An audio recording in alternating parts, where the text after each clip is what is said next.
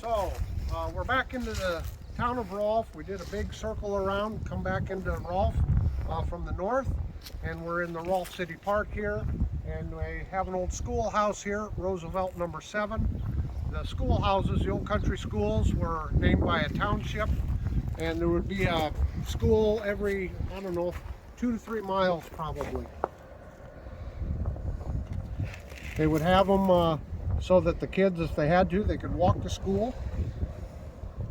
And they didn't have a lot of improved roads at the time. And of course, a lot of these were built back in the horse and buggy days. So the kids might ride a horse to school or walk to school. Over here in the park also, we have a replica of a log cabin here. Now again, because they were located near the river, it's possible that they would have a log cabin and not a sod house. But that just kind of shows you the construction. You can see they're not very tall. That was because in the winter time they had to heat it, and it was hard to heat. So in the bitter cold, it didn't take a very big stove or fireplace to keep it warm that way. Of course, the roofs are really slanted because of all the snow in the winter time. Okay, we're in the south end of Rolfe now. We just left the city park. Just to recap, this is a really nice map that shows you our travels here today. Of course, Rolfe is located on Highway 15, and it is intersection with County Road C26. So off to the east here, at number 26, that was the site of the last Indian battle. Then we went up to sites 24 and 25. That was the site of Old Rolfe and the first courthouse. Then we went west over this way to, it is a 28. So this 28 here is right where the last buffalo was killed.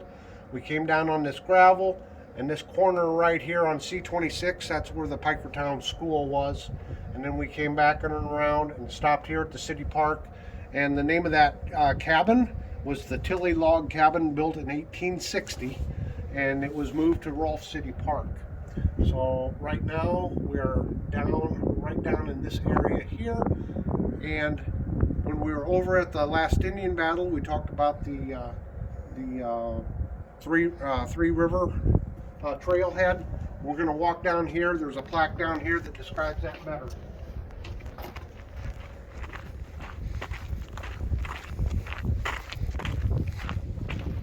Now, Kevin has been gracious enough to take some pictures of this, so I'll put some pictures of this so you can read it. You can pause and read them. But we are at Rolfe right here, and it goes like this to the east. It's 33 miles, and it was the old Chicago, what was it? Northwest. Yeah, Chicago Northwestern Railroad line. There's a picture of a locomotive on it, a couple locomotives. There's a scene near Rolfe. So yeah, just a really nice trail here.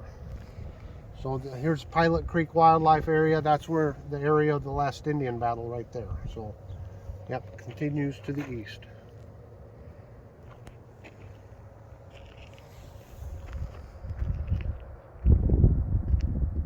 Okay, so now we're on the south end of Rolfe. We're in the Clinton Garfield Cemetery. We wanted to stop out here because we covered Old Rolfe. One of the early pioneers of Old Rolfe, his last name was Malcolm. His first name was Augustus. Augustus was born in New York. They came by, him and his family came out here by covered wagon. He settled at Old Rolfe. Again, one of the early pioneers of Pocahontas County. There's another significant event in Iowa history called the Spirit Lake Massacre. That occurred in 1857. You've heard reference to the massacre when we did the last Indian battle events. There was a lot of snowballing events. But Fort Dodge, which is about 50 miles southwest of us, southeast of us, when the 30 pioneers or settlers were massacred up at Spirit Lake, they had a volunteer expedition that marched all the way up there. Malcolm joined that expedition and participated in that response. Later on, when the Civil War broke out, he went to Fort Dodge to enlist, as Lincoln had called for volunteers, but Iowa had met its quota, so he couldn't enlist. So he went to Pennsylvania and he enlisted there, and he joined the Harlan Light Infantry, Pennsylvania. Cavalry. I'm sorry, not infantry. Cavalry. The Harlan Light Cavalry. Thank you, Kevin. You're welcome. In Pennsylvania, and he fought the war there. One indication, if you're ever in a cemetery, and if you see this here, it has a GAR on it. That's a veterans organization that was formed after the war for the Union soldiers. It stands for Grand Army of the Republic. It's equivalent to today's American Legion or VFW. And it just so happens here in the cemetery, right next here is another GAR member, and his name is Joseph Hatton.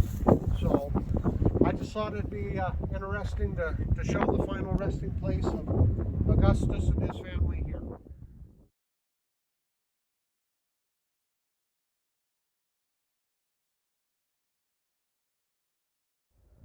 Okay, folks, I guess it's time to wrap this up. I hope you've enjoyed this tour.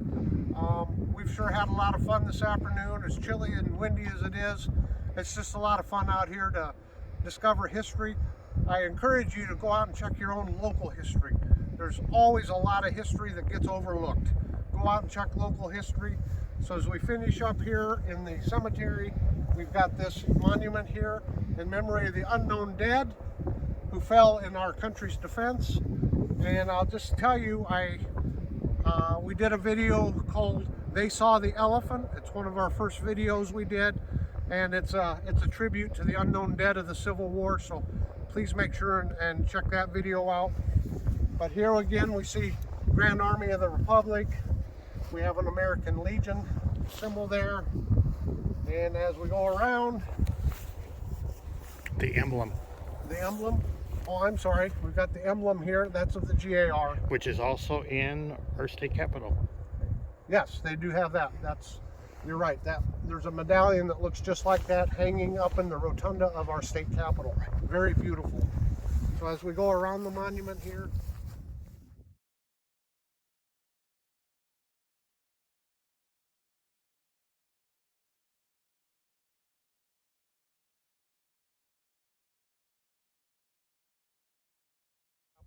very beautiful. So as we go around the monument here, again, I can't read it. What does that? Sacred to the memory of our national defenders. Then we go on around here. This one's really cool. You don't see this often, but in memory of the Army nurses. So I would also say the Navy nurses, all of those nurses that have served, they are really the unsung heroes. We hear about the soldiers. We never, or very rarely, hear about the sacrifice of the nurses in the medical corps. And then this one here is dedicated to our soldiers of 61 to 65, and it was May 30th, 1903. Erected. That's when it was erected. So in closing, one thing I forgot to mention, we're in Rolfe in Pocahontas County, so yes, there is that connection. It does, when the county in this town was named, it goes back to John Rolfe and the Indian maiden Pocahontas. So that's how they came up with the names. And actually Rolfe had 3 different names. I don't know them right now, but I'll put them up in some letters there as we scroll through. So once again, thanks everyone for viewing. If you haven't done so already, please hit that like and subscribe button. So Kevin, thank you so much for your help. Thank you. And until next time, everyone have a very delightful day.